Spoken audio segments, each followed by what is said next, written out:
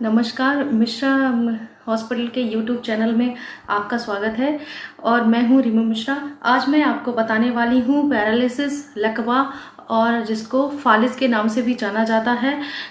ये क्या होता है, ये क्यों होता है और इसके लक्षण क्या हैं और इससे कैसे बचा जा सकता है और इस बीमारी के होने के बाद इसका क्या उपचार है और कितने हद तक, कितनी तेज गति से जो मरीज है उसकी रिकवरी होती है और कितना इसका इलाज है।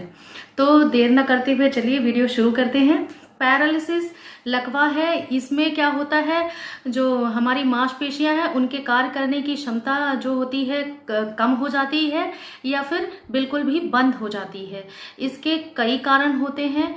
ये जो लकवा है, पैरालिसिस है, ये तो लोकलाइज्ड हो सकती है या मतलब किसी एक पर्टिकुलर जगह पे हो सकती है, शरीर के किसी भी एक अंग पे हो सकती है या फिर जनरलाइज हो सकती है, यानी कि इसमें शरीर के हमारे कई अंग शामिल हो सकते हैं और ये या फिर ये पार्शियल और कंप्लीट हो सकती है या फिर ये पूरा पैरालाइज हो जाएगा या फिर थोड़ा बहुत पैरालिसिस होगी जिसके थोड़े लक्षण आएंगे, और या फिर टेम्परेरी और परमानेंट भी हो सकती है। अगर आपको पैरालिसिस या लकवे की शिकायत है और इसका अटैक आता है तो उस जगह पर आप को दर्द महसूस नहीं होगा या फिर दर्द महसूस, बहुत हल्का दर्द महसूस होगा, तो आप ये समझ जाएंगे कि आपको पैरालिसिस का अटैक आया हुआ है।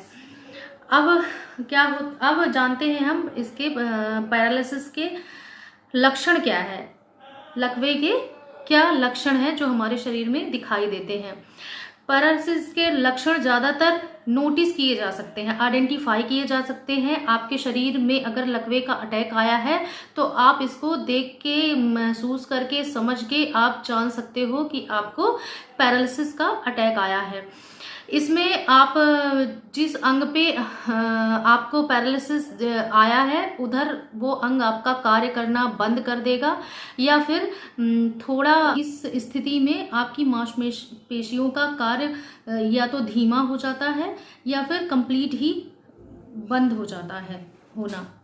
अब पैरालिसिस के जो लकवा है इसके प्रकार क्या हैं, तो पैरालिसिस आपके शरीर ये इसके प्रकार को हमने, डॉक्टरों ने और मेडिकल की टीम ने जो है कई हिस्सों में इसको डिवाइड किया है, कई हिस्सों में विभाजित किया है, जिसमें पहला होता है लोकल या वो जगह या वो हिस्सा। लोकलाइज पैरालिसिस में आपके शरीर के किसी एक हिस्से, किसी एक अंग में पैरालिसिस होती है। जैसे उदाहरण के लिए ले लीजिए आपका चेहरा हो गया या एक तरफ के चेहरे में, या फिर आपके हाथ हो गए या फिर एक पैर हो गया, ये लोकल पैरालिसिस होती है। अब लोकलाइज्ड और जनरलाइज, और दूसरा होता है जनरलाइज पैरालिसिस। जनरलाइज पैरालिसिस में इसमें क्या होता है, बॉडी के कई हिस्से, हमारे शरीर के कई हिस्से शामिल होते हैं, हो सकते हैं, जिसको हमने मेडिकल टर्म दिया हुआ है, जिसको पहला है मोनोप्लेजिया। मोनोप्लेजिया में क्या होता है, इसमें हाथ और पैर शामिल होते हैं, हमारे शरीर का हाथ और एक पैर शामिल होता है जिसको मोनोप्लेजिया कहते हैं। दूसरा है हेमीप्लेजिया। हेमीप्लेजिया में आपका पूरा हाथ और ये बाहें शामिल होती हैं और एक ही अंग का, एक ही इसी अंग का एक पैर भी शामिल होता है। तीसरा है पैराप्लेजिया। पैराप्लेजिया इसमें क्या होता है, शरीर के दोनों पैर आते हैं। और चौथा है क्वाड्रिप्लेजिया और टेट्राप्लेजिया।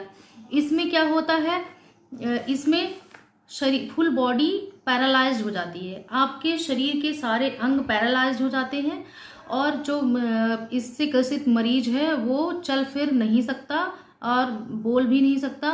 कुछ हद तक उसकी मेमोरी भी लॉस होती है, या फिर पार्शियल होती है या फिर कंप्लीट मेमोरी लॉस होती है।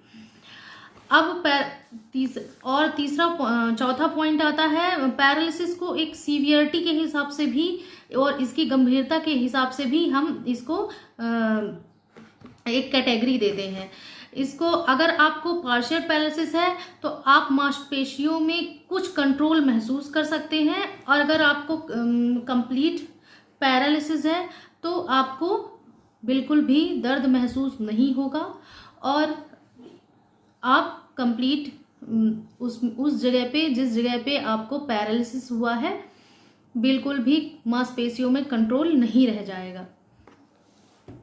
अब आता है पैरालिसिस का ड्यूरेशन, मतलब पैरालिसिस का जो अटैक है वो कब तक रहता है आपके शरीर में। आपका शरीर, अगर आपको पैरालिसिस हुआ है तो ये कभी कभी टेम्परेरी भी हो सकता है। तो टेम्परेरी पैरालिसिस में आता है बेल्स पाल्सी। बेल्स पाल्सी जिसको फेशियल पैरालिसिस भी बोलते हैं, जिसमें चेहरे के एक तरफ की मांसपेशियों का कंट्रोल खत्म हो जाता है और चेहरा टेढ़ा हो जाता है, आंखें खुली रह जाती हैं। और दूसरा है स्ट्रोक।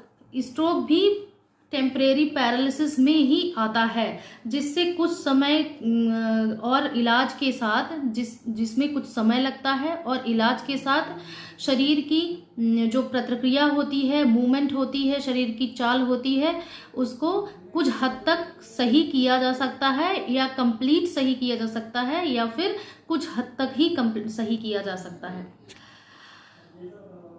और अब आता है पैरालिसिस होने के कारण। क्या कारण है जिससे हमारे शरीर में पैरालिसिस होता है, लकवा किस कारण की वजह से होता है। कुछ लोग तो पैदा होते से ही पैरालाइज्ड होते हैं, वो अन्य कारण है, वो उस पर हम बाद में डिस्कस करेंगे। और बाकी के जो मरीज पैरालिसिस के शिकार होते हैं, उनमें या तो एक्सीडेंट की वजह से होते हैं या कुछ मेडिकल कंडीशन होती है, उसकी वजह से उनको पैरालिसिस का अटैक आता है। इसमें सबसे बड़ा कारण होता है पैरालिसिस का स्ट्रोक, जिसमें 30% लोग स्ट्रोक की वजह से पैरालिसिस हो जाता है।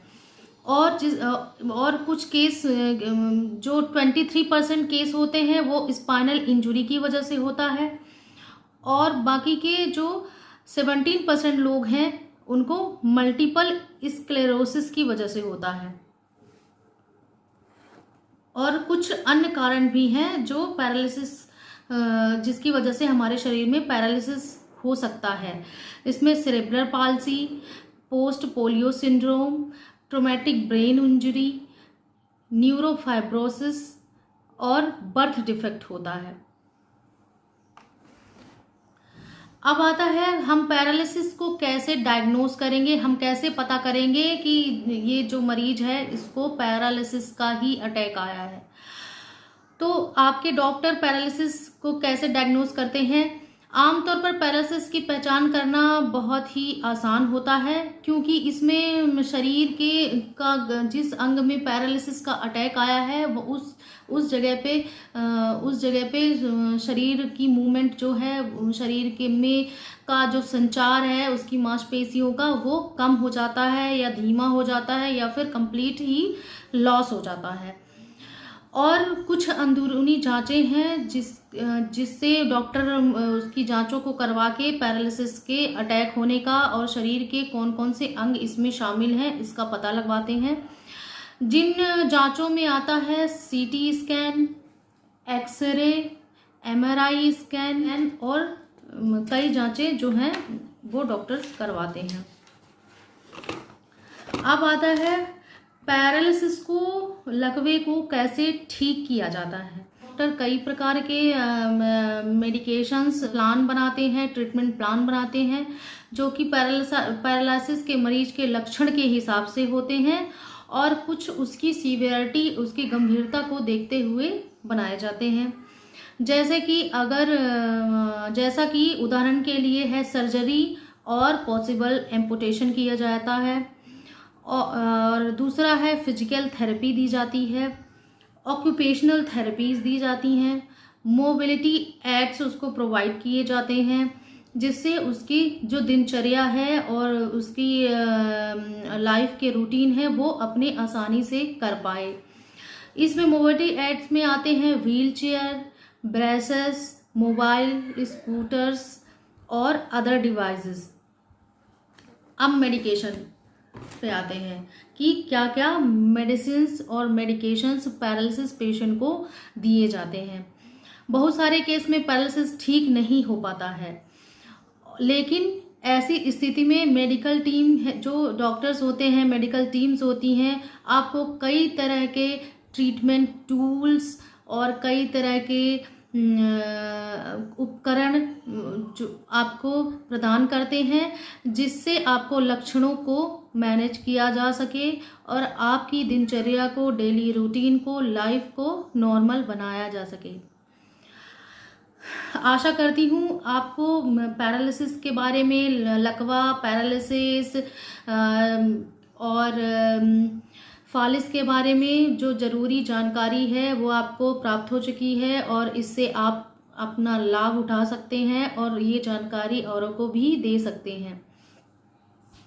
अगर आपको ये वीडियो अच्छा लगा हो तो आप मेरे चैनल को लाइक करें, सब्सक्राइब करें और कमेंट करें और अपने सुझाव और अपने प्रश्न हमारे कमेंट बॉक्स में छोड़ सकते हैं। नमस्कार।